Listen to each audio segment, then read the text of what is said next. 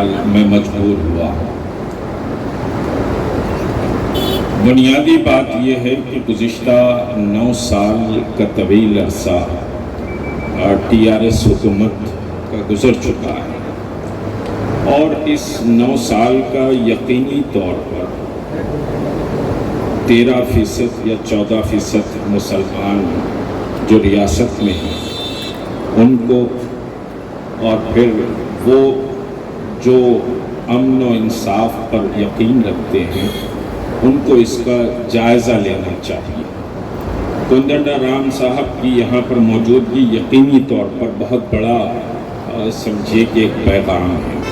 پیغام عوام کی کثرت سے نہیں ملتا، جیسے راشد خان نے کہا کہ پیغام دلوں کی تڑپ سے ملتا ہے، اور کودنڈا رام صاحب یہاں پر موجود ہیں، اور خود میں بھی کچھ پرانی یادوں کو تازہ کر رہا تھا، اور ابھی فیروز خان صاحب سے میں نے کہا کہ NRC کے ملین مارچ کے بعد پہلی مرتبہ دھرنا چوک آنے کا اتفاق ہوا، اور اس گزشتہ 3 سال بھی اگر ہم دیکھیں تو بہت ہی سمجھیے کہ ابتلا و کشمکش میں گئے ہیں۔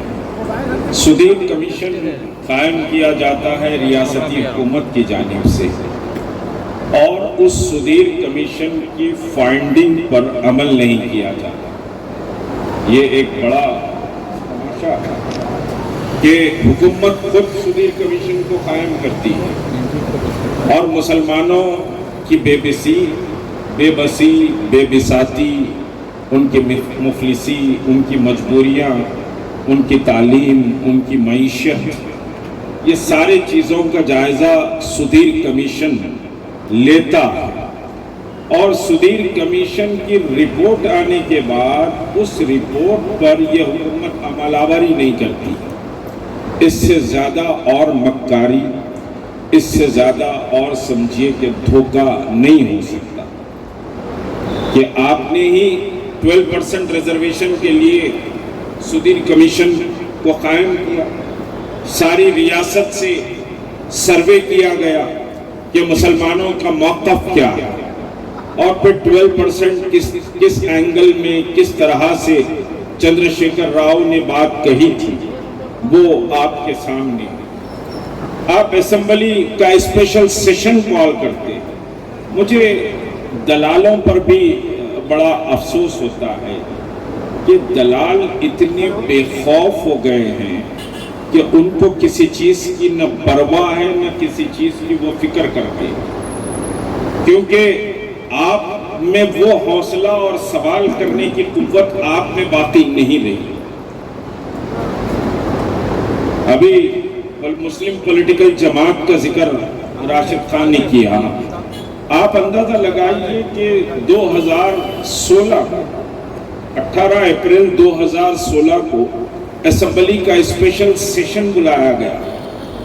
وہ اسپیشل سیشن بلایا اس وجہ سے گیا کہ بھئی جو ایس ٹیز ہیں، ایس ٹی کا ریزرویشن 6% سے 10% کر دیا جائے، اور جو مسلمان ہیں مسلمانوں کا جو ریزرویشن 4% ہے 4% سے اس کو 12% کر دیا جائے۔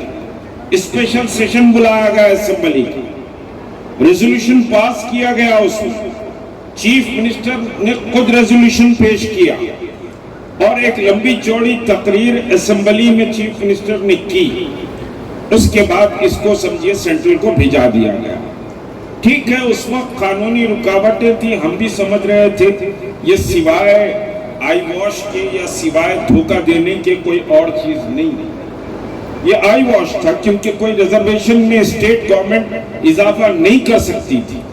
50% ریزرویشن سے زیادہ کوئی بھی ریاستی حکومت ریزرویشن کو اضافہ نہیں کر سکتی تھی، کیونکہ کچھ قانونی رکاوٹیں تھیں۔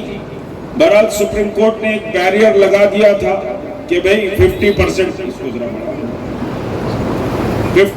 سے سمجھیے کہ زیادہ ریزرویشن کوئی اسٹیٹ نہیں دے سکتا۔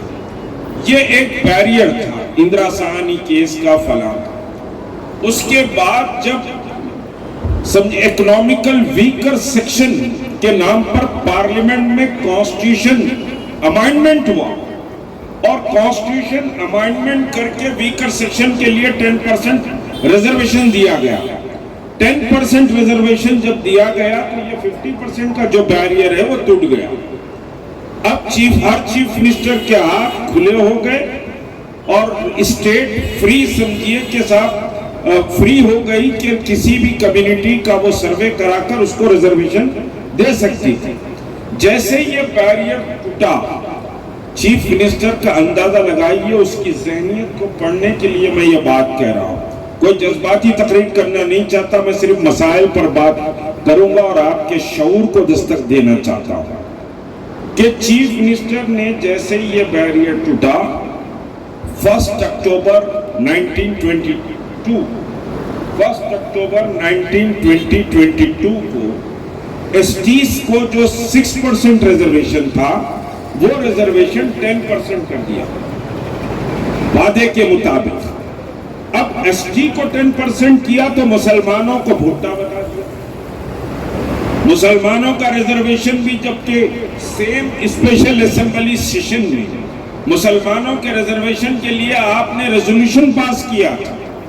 جب آپ نے ریزولوشن پاس کیا تو پھر ایس ٹیز کا آپ نے 6 سے 10% کیا تو مسلمانوں کا 4% سے آپ 12% کرتے. ٹھیک ہے, دل بڑا نہیں ہو رہا تھا تو کم از کم 8% تو کر دیتے, ایٹ لیسٹ 8% کر دیتے. آپ نے وہ بھی نہیں کیا اور آج تک نہ اسمبلی میں یہ دلال جو دلالی کرتے ہیں مسلمانوں کی, نہ ان دلالوں نے کوئی سوال اٹھایا اور نہ کسی فورم پر کوئی بات کی گئی کہ بھائی مسلمانوں کا 12% ریزرویشن کا جو وعدہ گورنمنٹ آف تلنگانہ کا ہے وہ فلفل کیوں نہیں کیا گیا. یہ بات آج تک نہیں کی گئی.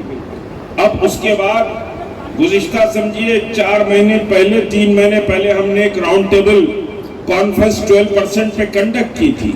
اس کے بعد اسمبلی سیشن آیا تو جیسا آلیر انکاؤنٹر پر تفریحاً بات کی جاتی ہے ویسے ہی فلور لیڈر نے کہا کہ 12% کا بھی مسئلہ اٹکا ہوا, ان کی گلی اٹکا دیں گے تو ان کو پتا چلے گا, کیونکہ یہ مسلمانوں کے مسائل پر سوائے دلالی کے کوئی اور کام نہیں کرتے. آلیر انکاؤنٹر کا جو مسئلہ ہے, آلیر انکاؤنٹر کے مسئلے پر بھی ہر سیشن میں ایک تفریحاً سوال کر دیا جاتا ہے کہ رپورٹ کہاں ہے.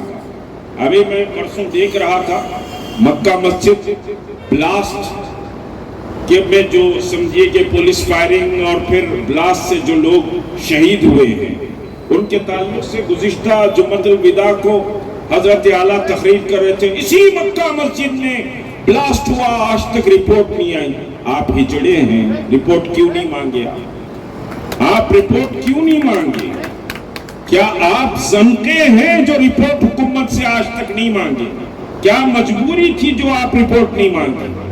آپ کے ایم ایل ایز ہیں, آپ ایم پی ہیں, نہ آپ پارلیمنٹ میں کبھی اس مسئلے پر آواز اٹھائے, نہ اسمبلی میں کبھی آواز اٹھائے, لیکن مسلمانوں کو مکہ مسجد کے پلیٹ فارم سے بے وقوف بنایا جا رہا. تو یہ جو صورتحال ہے, ہزاروں مسائل ہیں. ابھی سمجھیے کہ رپورٹس اور بہت بڑا ڈھنڈورا پیٹا جاتا ہے کہ صاحب ٹبریز اسکول قائم کیے گئے, ریزیڈینشیل اسکول قائم کیے گئے. ریزیڈینشیل اسکول بہت سے ایڈمنسٹریشن کی بنیاد پر آج سسک رہے ہیں. وہاں کا ایڈمنسٹریشن کا اگر آپ حال دیکھیں تو ٹبریز کا جو کرپشن ہے اس کرپشن کا اگر حال دیکھیں تو آج سمجھیے کہ بہت بدترین صورتحال ہے. لیکن حکومت بھی ڈھنڈورا پیٹتی ہے, یہ دلال بھی ڈھنڈورا پیٹتے ہیں کہ 50,000 مسلم بچوں کو پڑھایا جا رہا ہے. جبکہ سپیر کمیشن رپورٹ کی فائنڈنگ ہے اور آج بھی سمجھیے کہ اگر آپ سروے کر لیں تو یہ رپورٹ آئے گی کہ ڈراپ آؤٹ سب سے زیادہ مسلمانوں میں, سب سے زیادہ مسلمانوں میں ڈراپ آؤٹ ہے. اور انٹرمیڈیٹ سے لے کر سمجھیے کہ صاحب گریجویشن تک ڈراپ آؤٹ, اور پوسٹ گریجویشن میں تو ہارڈلی 1.5% مسلم بچے اس وقت سمجھیے کہ پڑھ رہے ہیں, 1.5%.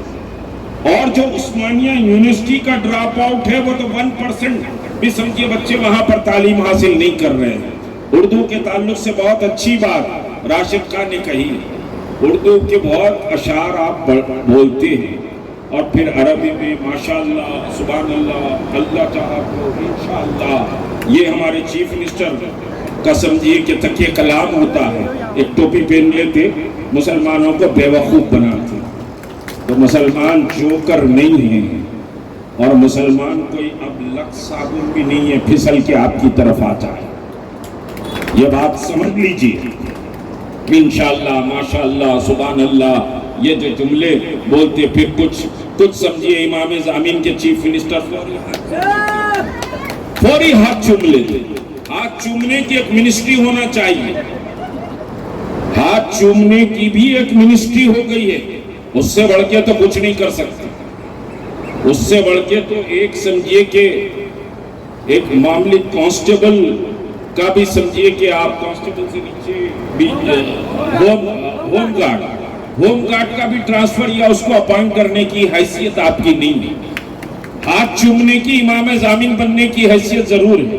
حالانکہ میں ذرا اس سے بچتا ہوں کہ بھائی ایک مسلم منسٹر ہے، بڑی مشکل سے بنا ہے، فلاں ہے، تو اب اس کو جو ہے سو کیوں ٹارگٹ کریں، یہ میرا اوپینین رہتا ہے۔ مگر انتہا ہو گئی یار ہاتھ چومنے کی۔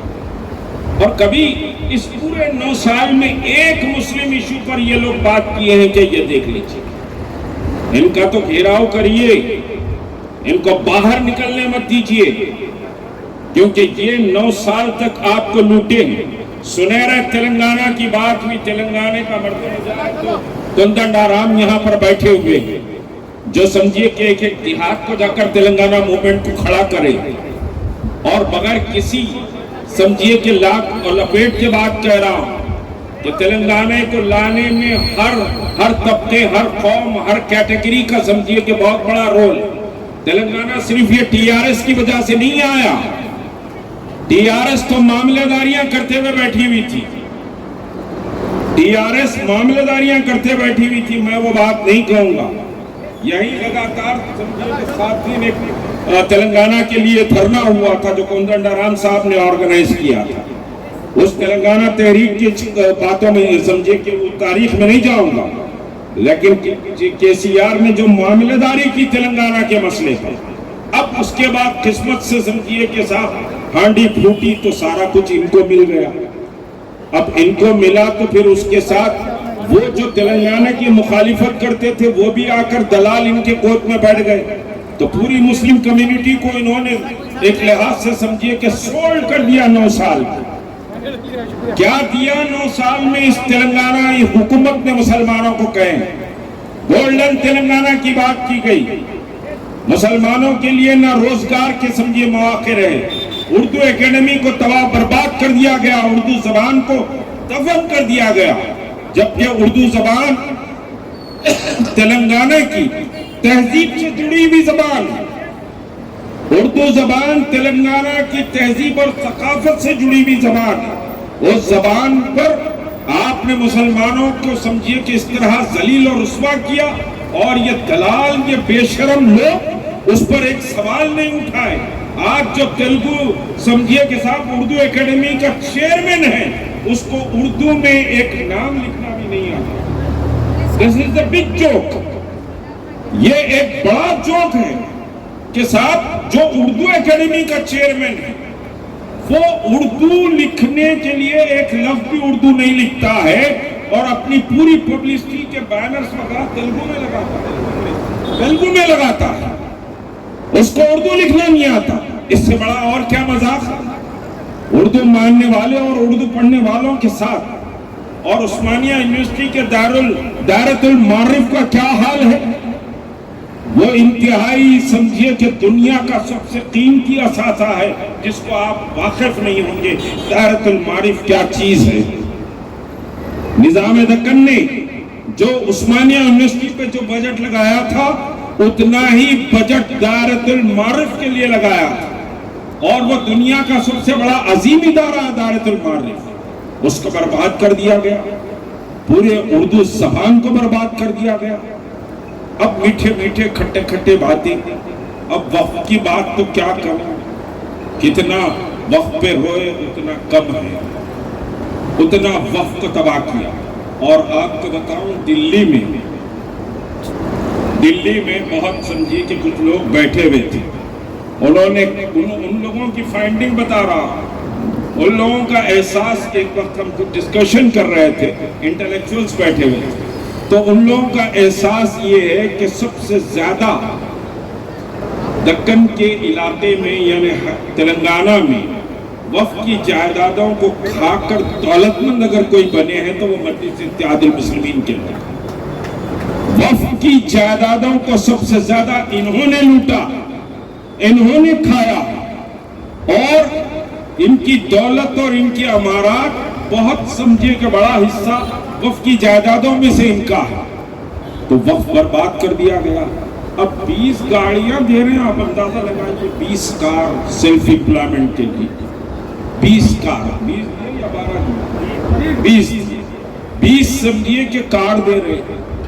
14% آبادی ہے، اس کو 10 سال کے بعد سمجھیے کہ آپ 8 سال کے بعد 20 کار دے کر ایک بڑا تماشا کر رہے ہیں کہ ہم 20 کار دیے، 20 مسلمانوں کو ہم نے امپلائمنٹ دے دیا۔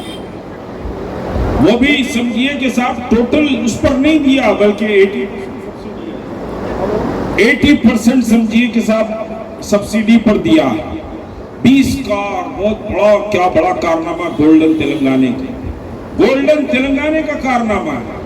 تو یہ جو بہرحال حالات ہیں، بے شمار مسائل ہیں، اس پر تو بات ہوگی اور بات پوری طاقت سے ہوگی۔ ایسا ہے، یاد رکھیے، میں ایک شعر میں کہتا ہوں، میں خانہ اکرام میں دنیا پینے نہیں دیتی، نامرد کو دنیا جینے نہیں دیتی۔ تو نامردوں کی طرح، بیواؤں کی طرح اونٹنا اور رونا چھوڑیے، سڑکوں پر نکلنے کا حوصلہ پیدا کیجیے، باہر نکل کر لڑائی لڑنے کا حوصلہ پیدا کیجیے، اور جب تک کہ آپ خود نہیں کھڑے ہوں گے آپ کے مسائل حل نہیں ہوں گے۔ آپ کے مسائل جب تک آپ نہیں کھڑے ہوں گے تو مسائل حل نہیں ہوں گے۔ بہرحال بہت مسائل ہیں، اس حکومت کا بہت آپریشن باقی ہے، اور انشاءاللہ وہ آپریشن تو سمجھیے بہت اچھے طریقے سے ہوگا۔ اور بہرحال یہ انیشیٹیو جو لیا گیا ہے راشد خان صاحب کی طرف سے، میں ان کو مبارکباد دیتا ہوں۔ آپ ہمت نہ ہاریں، حوصلے کے ساتھ یہ لڑائی کو آگے لے کر چلیں، اور یہ لڑائی بڑی لمبی لڑائی ہے، اور یقینی طور پر جو آپریشن کی بات میں کہہ رہا ہوں وہ آپریشن بہت اچھے طریقے سے ہوگا۔ اور یہ اطمینان رکھیں کہ کوئی سمجھیے کے ساتھ آنکھ بند کر کر TRS جیتنے والی نہیں ہے، ان کو اقتدار سے ہٹانا حق و انصاف کے لیے آپ کی ذمہ داری ہے۔